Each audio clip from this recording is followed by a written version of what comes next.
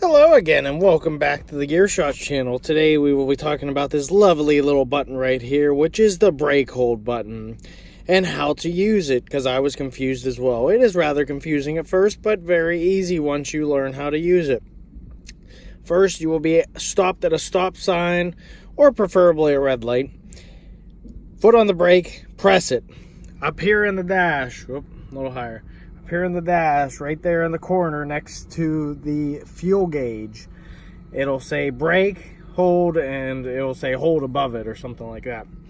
And then as soon as you can let off the brake, and then as soon as you need to go, just step on the gas. It'll hold it until you step on the gas, and then once you come to another red light, you don't need to press this again.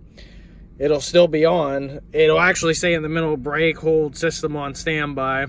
So every time after you hit this at your first red light or something, you will be able to use it at every red light after that. Preferably red lights, because why would you need it at a stop sign unless it's really backed up?